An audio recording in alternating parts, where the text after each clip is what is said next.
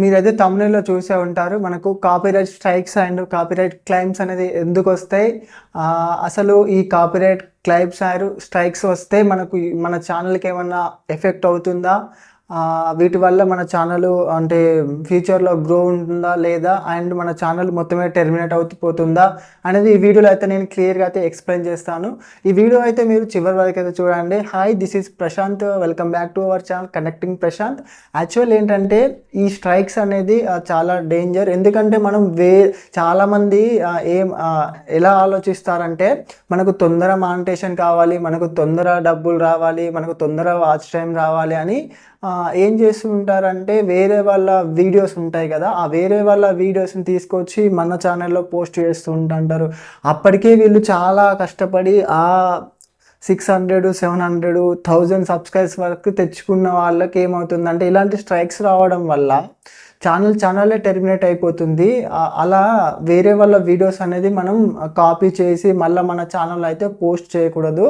ఇదైతే YouTube terms and కండిషన్స్కి అయితే వ్యతిరేకం.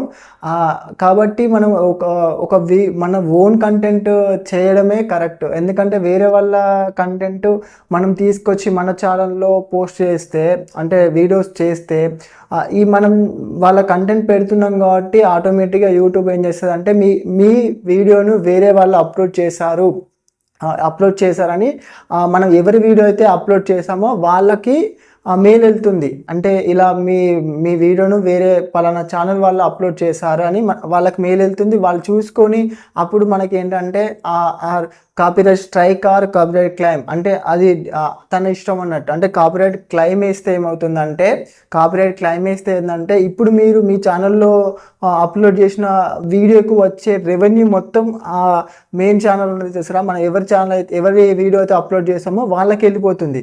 దీనివల్ల మనకు ఎలాంటి కొంచెం ప్రాబ్లం అయితే ఏమి ఉండదు. బట్ ఏంటంటే తను ఏంటంటే కాపీరైట్ క్లెయిమ్ కాకుండా కాపీరైట్ స్ట్రైక్ వేసారో, కాపీరైట్ స్ట్రైక్ వేస్తే ఏమవుతుందంటే మన ఛానల్ 1 వీక్ వరకు మనకైతే వీడియోస్ అప్లోడ్ చేయడానికి కానీ లైవ్ చేయడానికి అయితే ఉండదు. మనకు ఓవరాల్గా యూట్యూబ్ అనేది 3 స్ట్రైక్స్ వరకే మనకు ఇస్తుంది. అంటే 3 స్ట్రైక్స్ కన్నా ఎక్కువ వస్తే అంటే 2 స్ట్రైక్సే యాక్చువల్లీ థర్డ్ స్ట్రైక్ పడ్డదంటే యూట్యూబ్ ఛానల్ టెర్మినేట్ అయిపోతుంది. కాబట్టి మనం ఎప్పుడైనా వీడియో అప్లోడ్ చేస్తున్నామంటే వేరే వాళ్ళ వీడియోస్ అయితే అస్సలు అప్లోడ్ చేయకూడదు.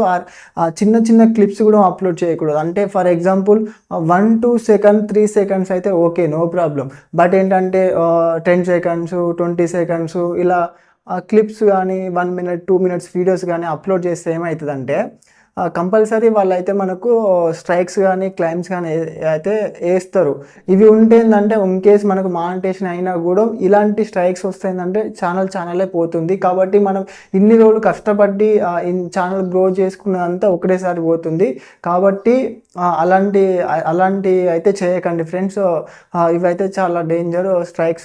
స్ట్రైక్స్ వస్తే మనం మానిటైజేషన్ కూడా అప్లై చేసుకోలేం. ఒకటి ఏంటంటే మీ కేస్ 1000 అవర్స్ 4000 వాచ్ టైం వస్తే మీరు మానిటైజేషన్కి అప్లై చేసుకునే ముందు ఒకసారి చెక్ చేసుకోండి. ఛానల్ చెక్ చేసుకుంటే ఏంటంటే మనకి ఏమన్నా కాపీరైట్ కంటెంట్ ఇట్లా ఉందా అంటే, ఎందుకంటే మనం మానిటైజేషన్కి అప్లై చేసిన తర్వాత వాళ్ళు రిజెక్ట్ చేయకుండా మనం ముందే కొంచెం యూట్యూబ్ ఛానల్ అనేది చెక్ చేసుకోవాలి. అంటే నా కంటెంట్ కరెక్ట్ ఉందా లేదా అనేది చెక్ చేసుకొని అప్పుడు మనం మానిటైజేషన్కి అప్లై చేసుకుంటే మనకు మానిటైజేషన్ అనేది ఈజీగా వస్తుంది. అదే మనం వేరే వాళ్ళ వీడియోస్ అప్లోడ్ చేసి ఇలా ఉంటే ఏంటంటే మనం అప్లోడ్ చేసినప్పుడు రీయూజ్డ్ కంటెంట్ కింద మనకు యూట్యూబ్ బోర్డు తీసుకొని మనకు ఛానల్ అయితే మానిటైజేషన్ అయితే ఇవ్వడు. అంటే మనం యూట్యూబ్ 100,000 సబ్స్క్రైబర్స్ 4,000 అవర్స్ తీసుకొచ్చిన వరకు ఒక లెక్క, ఈ మానిటైజేషన్ ఒక లెక్క ఉంటుంది. అంటే మానిటైజేషన్ ఇవ్వాలంటే యూట్యూబ్ బోర్డు అన్నీ చూస్తాడు. కాబట్టి కొంచెం జాగ్రత్త వీడియోస్ చేయండి. Okay, thank you for watching. For more videos please subscribe the channel.